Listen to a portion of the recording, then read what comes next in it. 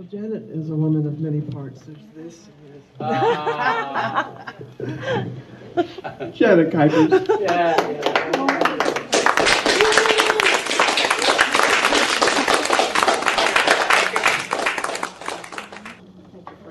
Oh, no, please.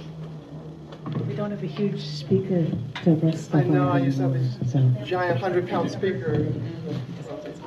Hello. Hello, boys and girls. Hello, boys and girls. I wrote a really short thing about Facebook a couple of days ago. I shared it with Ron. I might share it with you in the next round. Just because you did that, and why not?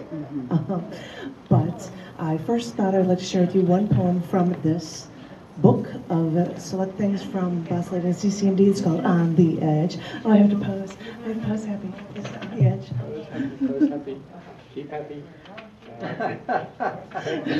Anyway, I have to know to do that because when it comes to Tom, it's usually like I'm blinking.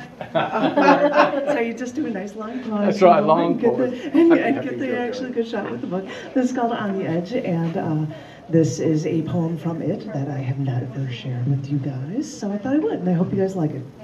It's weird. Well, that's just my opinion. It's called Missed the Clicks and Scratches.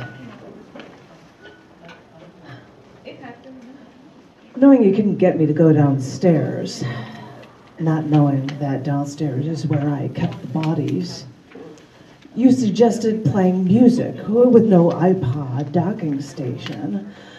I had to trudge upstairs and search the room that I've avoided to find the old record player with their small speakers all covered in dust. So, after a rag for cleaning and finding a handful of records, we eventually sat on the floor with our newfound relics and just listened. And playing these records sounded, well, it's hard to actually describe. I hear a fullness I haven't heard since before my iPod earbuds or Walkman headphones. We spend so much time making everything smaller that we forget the details when we shrink everything down so we can cram more and more into our lives. And simply put, I missed the clicks and scratches. That I miss those imperfections in our modern day lives.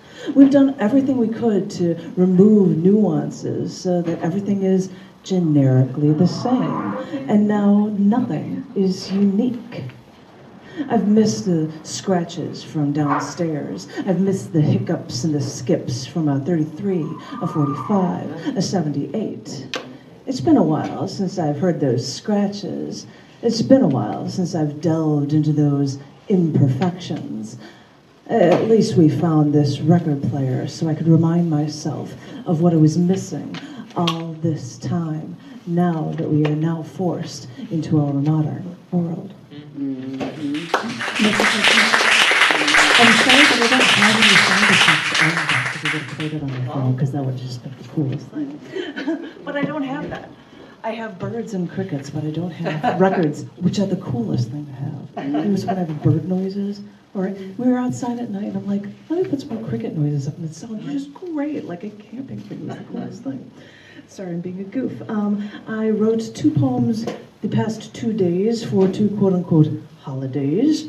This one was written because May the 4th be with you. Okay. And I've seen Star Wars things on yesterday all day, today all day. People had clothing yesterday, are all crazy. So I just did this generic little piece called You Are Born to Do.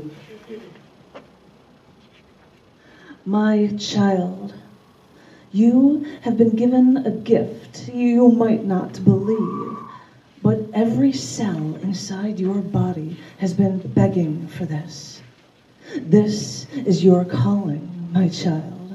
I know all this time you have felt so alone, but all this time you have had a power that now you're only beginning to understand.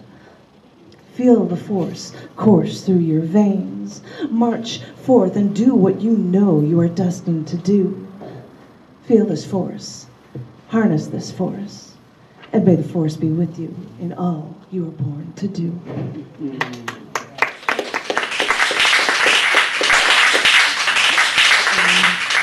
I've never written anything for Cinco de Mayo because I don't have much to say about it, really. I didn't know, but I decided this morning that I was going to write something.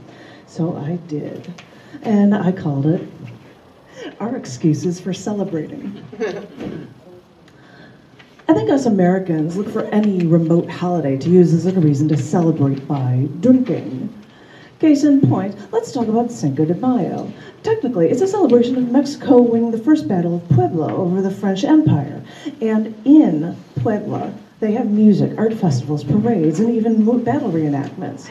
But it's not nationwide because it would be kind of like us celebrating the Battle of New Orleans. What? You don't know off the top of your head as an American, unless you're a history buff, anything about this battle? Well, it was the first battle the U.S. won against Great Britain during the War of 1812.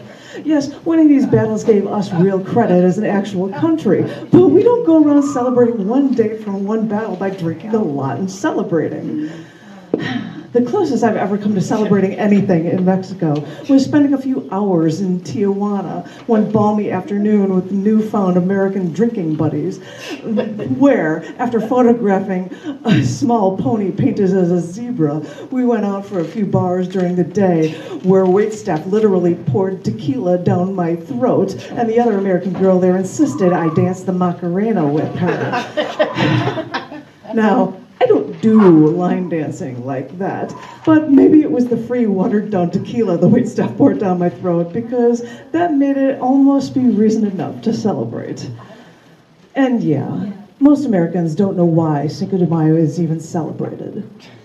So no, we don't make any. That won't make any difference to the Americans who want a reason to celebrate something they choose to not understand.